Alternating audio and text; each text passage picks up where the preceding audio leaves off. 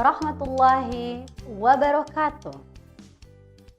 Salam chemistry. Apa kabar semua ananda yang soleh? Kali ini saya akan menyampaikan video saya tentang bab 4, yaitu kesetimbangan kimia. Perkenalkan, nama saya Ibu Nova Juliana SPD. Materi kali ini yang saya sampaikan adalah materi yang sangat penting. Mengapa? Karena materi ini merupakan kelanjutan dari materi-materi selanjutnya, yakni asam basa dan kesetimbangan larutan. Apa itu kesetimbangan kimia? Yuk kita simak dulu video berikut ini. Kesetimbangan kimia. Nah, dalam kesetimbangan ada reaksi. Reaksi kesetimbangan adalah reaksi reversibel atau bolak-balik antara reaktan dan produk. Umumnya terjadi pada wadah tertutup. Sehingga yang namanya kesetimbangan kimia, reaktan dan produk ditandai dengan dua anak panah. Menunjukkan bahwa kondisi setimbang akan terjadi apabila pertama, reaksi berlangsung dua arah dalam ruang tertutup. Kedua, laju reaksi kiri akan selalu sama dengan laju reaksi kanan. Ketiga, tidak terjadi perubahan makrokospis, tetapi terjadi perubahan mikrokospis. Artinya, konsentrasi produk dan reaktan tidak berubah. Contoh, sejumlah N2O4 terurai menjadi gas NO2 dengan reaksi N2O4 gas menjadi 2NO2. Dalam grafik bahwa molaritas N2O4 berkurang seiring dengan waktu. Namun, molaritas NO2 akan bertambah. Seiring dengan waktu, N2O4, NO2 akan memiliki konsentrasi yang sama. Ketika konsentrasinya sama, maka lajunya juga sama. Ketika lajunya sama, maka terjadilah reaksi kesetimbangan, yaitu reaksi bolak-balik. Kesetimbangan berdasarkan fasanya kita bagi menjadi dua. Pertama, kesetimbangan homogen. Homogen artinya adalah kesetimbangan yang semua komponennya adalah sama atau satu fasa. Contoh, N2 gas ditambah H2 gas menghasilkan 2NH3 gas. Dalam reaksi ini, semua zat yang digunakan adalah gas. Berarti dia punya komponen yang sama, satu fasa.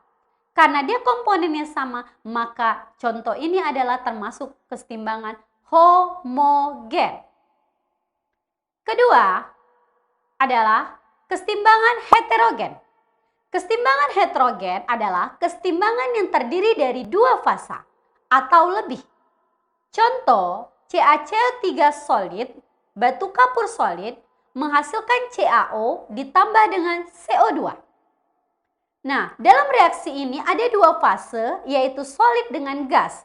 Karena fasenya lebih dari satu, maka dia disebut namanya kesetimbangan heterogen. Contoh soal, kita bahas contoh soal. Kelompokkanlah reaksi-reaksi berikut berdasarkan reaksi kesetimbangan homogen dan kesetimbangan heterogen. A. N2 gas tambah 3H2 gas menghasilkan 2NH3 gas. B. ICl liquid ditambah Cl2 gas menghasilkan ICl gas. C. C karbon solid ditambah 2N2O gas menghasilkan CO2 ditambah 2N2. Nah, bagaimana penyelesaiannya? Ayo kita sama-sama selesaikan. Yang pertama, A. Benar sekali. Yang A, jawabannya adalah kesetimbangan homogen. Betul. Karena satu fasa, semua zat yang digunakan yaitu sama-sama gas. N2-nya gas, H2-nya gas, NH3-nya juga gas. Karena semuanya satu fasa, maka disebut namanya kesetimbangan homogen. Yang B, Ya, B dan C jawabannya adalah kesetimbangan heterogen. Kenapa? Karena fasenya lebih daripada satu. Lihat di situ ada liquid, solid, dan ada gas. Sampai materi ini kira-kira ada yang belum paham, nak? Nah, kita lanjutkan kembali. Selanjutnya, kita akan membahaskan materi hukum kesetimbangan. Materi yang penting dari belajar kesetimbangan ini.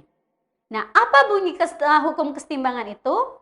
Pada saat keadaan setimbang, rasio antara hasil kali konsentrasi zat-zat sebelah kanan atau hasil reaksi dipangkatkan koefisien reaksinya terhadap zat-zat hasil sebelah kiri dengan zat-zat reaksinya dipangkat koefisiennya akan memiliki nilai tetap dan suhu tetap. Sehingga didapatlah suatu tetapan kesetimbangan yang kita sebut namanya Kc dan Kp. Kita mulai contoh soal. Contoh soal 3A gas ditambah BAQ menghasilkan 2C solid tambah 4D gas. Ingat, wujud yang digunakan di dalam Kc hanya AQ dan gas. Hanya AQ dan gas. Sehingga Kc tadi rasio perbandingan konsentrasi produk dipangkat koefisien dibagi dengan konsentrasi reaktan pangkat koefisien. Produknya sebelah kanan. Siapa sebelah kanan? C dan D. C dalam Kc ataupun Kp itu tidak masuk hitungan. Kenapa? Karena solid.